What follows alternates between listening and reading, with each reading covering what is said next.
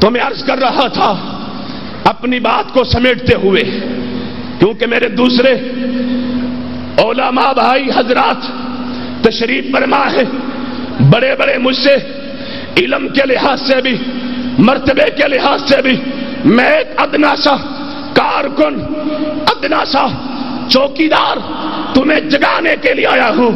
اور میرے نبی پر کتنی پابندیاں لگائی گئی، اللہ کی قسم میرے محمد صلی اللہ علیہ وسلم کے مشن میں بولو لچک آئی، بولو ہاتھ کھڑے کر کے، لچک آئی؟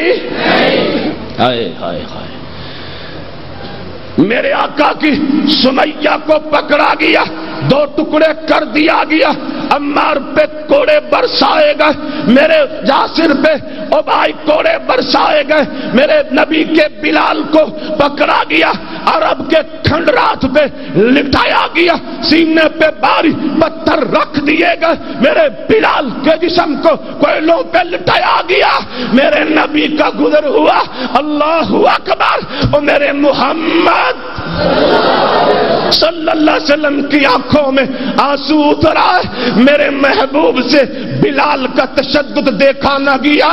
اور پاکستانیوں، جو عافیہ صدیقی پہ تشدد ہو رہا ہے تم تو برداشت کر رہے ہو نا؟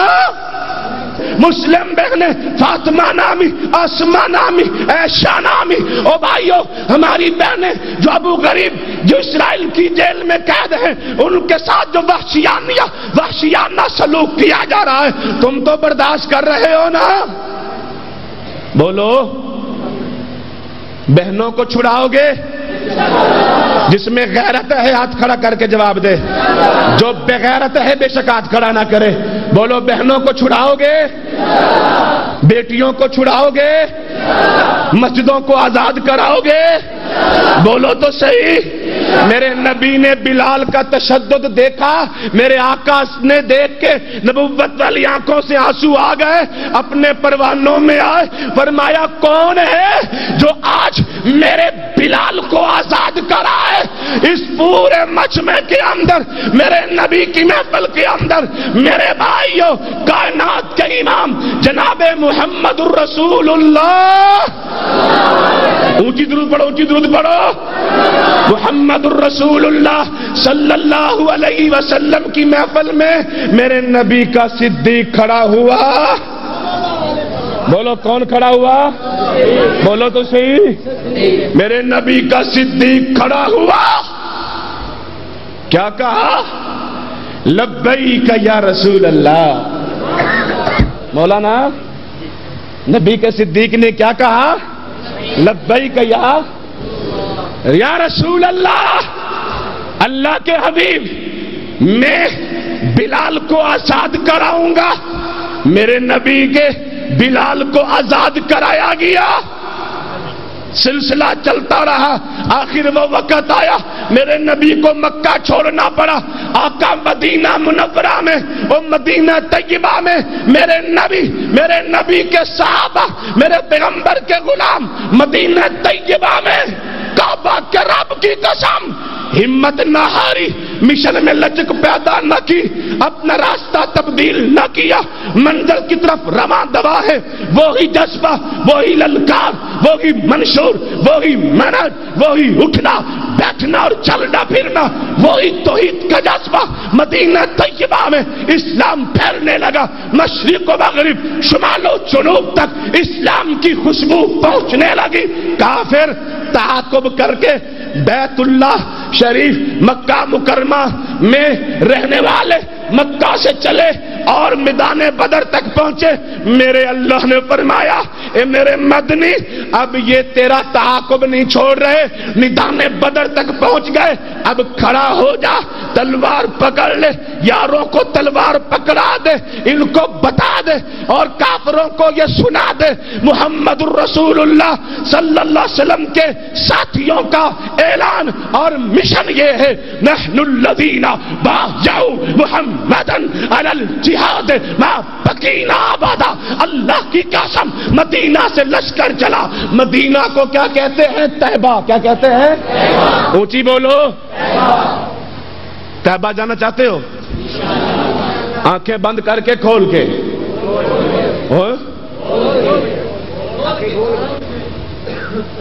اگر کوئی یہاں کو پیر فقیر ہوتا ملنگ، کہتا آنکھیں بند کرو، جب تک آواز نہ آئے اب آنکھیں نہیں کھولنی، تم آنکھیں بند کرتے، تمہیں نیند میں مدینے پہنچا دیتا، خود تمہارا مال لوٹ کر کے ہاں کیڑا اڈا بساں لڈے تو نہیں جاندے، ٹرکاں لڈے جاندے نے. توجہ ہے کہ نہیں؟ میرے آقا کا مدینے سے لشکر چلا، مدینے کو کیا کہتے ہیں؟ طیبہ کہتے ہیں کہ نہیں؟ بدر میں پہنچا، ہزاروں کی تعداد ہے، ادھر 313 ہے، کسی کے پاس تلوار ہے، ڈھال نہیں، تیر ہے، کمان نہیں، اور کسی کے پاس اسلحہ ہے، کسی کے پاس نہیں، زرہ ہے، ڈھال نہیں، تلوار ہے، ڈھال نہیں، ڈھال ہے تو تلوار نہیں، صرف ان کا بھروسہ اللہ پر تھا. میرے رب نے میدان بدر میں فتح عطا کی، 1000 مغلوب ہو گئے، مدینے سے آنے والا لشکر غالب ہو جاتا ہے. پڑھو پھر اونچی پڑھو، قل جاء الحق وذاق الباطل ان الباطل کان زہوقا. میدان بدر سجایا، میدان احد میں شہادتوں کی داستانیں پیش کی گئی، میدان خندق پہ پتھر باندھے گئے، میدان تبوک پہ مال نچھاور کیا گیا، مختلف وادیوں سے گزرتے ہوئے. ارے بھائیو، میرے آقا بیت اللہ شریف مکہ مکرمہ میں پہنچے، کتنا لشکر تھا؟ بولو تو صحیح، تسی 313 تے رہنا. ربانی صاحب ہوں کہندے اسی بھی آڑی دے نہیں اکاڑ دیں، ہوں بھول گئے. لشکر کتنا تھا؟ 8 ہجری. کون سی ہے؟ یہی ہے نا شیخ صاحب؟ بھول تو نہیں گئے نا؟ 8 ہجری. بولو تو صحیح. 10,000 مکے میں پہنچے. میرے نبی نے اخلاق کا مظاہرہ کیا. 2000 کی آبادی، مکہ میں 12,000 لشکر ہے. اللہ، صحابہ نبی کی خدمت میں آئے، یا رسول اللہ اجازت دے بیت اللہ کا طواف کرے. نہیں، اجازت نہیں. اللہ کے نبی، بڑی ہمیں محبت ہے، ہم بڑے ترس گئے، ہمیں اجازت دے مقام ابراہیم پہ دگانا پڑے. نہیں، اجازت نہیں. اللہ کے نبی اجازت دو، ہم صفا مروہ پہ سعی کریں. اور مسئلہ سمجھو، ذرا بات سمجھو، صفا مروہ پہ سعی کریں. نہیں، اجازت نہیں. حضور اجازت دیں ہم بیت اللہ میں نماز پڑھیں. نہیں، اجازت نہیں. میرے مدنی نے لشکر کو اجازت نہ دی، نہ طواف کی، نہ دگانے کی، نہ سعی کی، نہ نماز کی. او بھائیو، آقا نے فرمایا بیت اللہ کا طواف کرنے سے ایک اور بہتر کام باقی ہے. نہ مقام ابراہیم پہ دگانا پڑھنے سے اس سے ایک اور اعلیٰ کام باقی ہے. صفا مروہ پہ سعی کرنے سے ایک اعلیٰ کام باقی ہے. اللہ کے نبی وہ کیا ہے؟ ارے بتا دوں، بولو تو صحیح، کہہ دوں، سنا دوں. وہ اعلیٰ کام کیا تھا؟ میرے نبی فرماتے ہیں بیت اللہ کے دروازے کی چابیاں لاؤ. ایک وقت تھا میرے آقا کے لیے دروازہ بند کر دیا گیا. آج تاجدار ختم نبوت بیت اللہ کے دروازے کی چابیاں مانگ رہا ہے. چابیاں مانگی، دروازہ کھولا گیا، تالا کھولا گیا. اللہ کے نبی حکم، وہ تھے جنہوں نے کہا تھا لبیک یا رسول اللہ. کون تھے؟ صحابہ. کون تھے؟ بولو تو صحیح. اب اللہ کے نبی فرماتے ہیں او لبیک یا رسول اللہ کہنے والوں، میرے صحابیوں، میں جو حکم کرتا ہوں قربان ہونے کے لیے تیار ہو جاتے ہو. تو میرا حکم ہے، اگر تم میں نبی کو، مجھ پیغمبر کو یہ کہتے ہو کہ لبیک یا رسول اللہ، اللہ کے نبی ہم حاضر حکم کریں، تو میرا حکم ہے بیت اللہ کا دروازہ کھول دیا گیا ہے. میرا حکم کیا ہے؟ دیکھو آج میں تمہیں حکم سناؤں گا نہیں، حکم دکھاؤں گا. حکم سناؤں گا نہیں، حکم. تمہارے اندر جان ہے؟ بولو جان ہے نہیں ہے؟ ایمان ہے کہ نہیں؟ ایمان ہے نا. حضور فرماتے ہیں او میرے پروانو آج میں تمہیں حکم سناؤں گا نہیں، حکم دکھاؤں گا. لبیک یا رسول اللہ کا نعرہ لگانے والے اکاڑ بھی ہو. مجھے بڑی تڑپ تھی اکاڑے میں آنے کی، مجھے بڑی تڑپ تھی. میں اکاڑے میں آنے کے لیے تڑپتا تھا، ترستا تھا. اس لیے تڑپتا تھا کہ تمہارے اکاڑے کا ایک مناظر ہمارے ملتان میں آیا تھا. آیا تھا کہ نہیں؟ جانتے ہو؟ کسی کو نام آتا ہے؟ اکاڑے کا تھا نا. اللہ اکبر. اللہ کی قسم جب میرے سامنے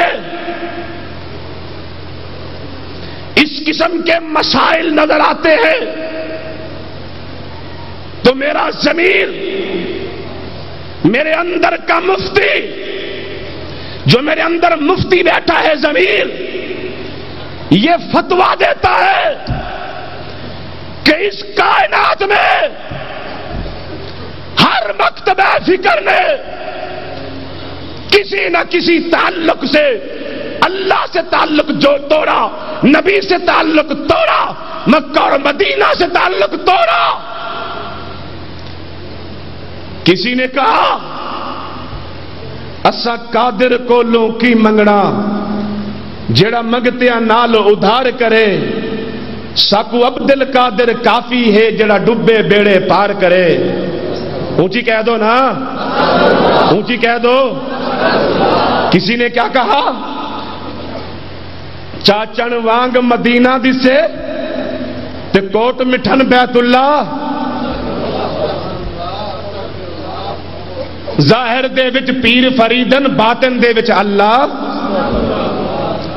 اور کسی نے کہا وہ جو مستوی عرش تھا خدا ہو کر اتر پڑا مدینے میں مصطفیٰ ہو کر. کسی نے کہا کہ ٹھیک ہے قرآن ٹھیک، حدیث ٹھیک، مگر میرا ملنگ فقیر، میرا امام یعنی اللہ کے مقابلے میں، رسول کے مقابلے میں، قرآن کے مقابلے میں، نبی کی حدیث کے مقابلے میں ملنگ دڑنگ فقیر آیا. کسی نے مرزائیت کا دروازہ کھولا اور ہر مکتبہ فکر نے کسی نہ کسی طریقے سے اللہ، نبی، مکہ مدینہ سے تعلق توڑا. کعبہ کے رب کی قسم واحد مسلک اہل حدیث ہے جس نے ہر دور میں اللہ سے، نبی سے، مکہ سے، مدینہ سے، قرآن سے، فرمان سے تعلق جوڑا ہے، توڑا نہیں.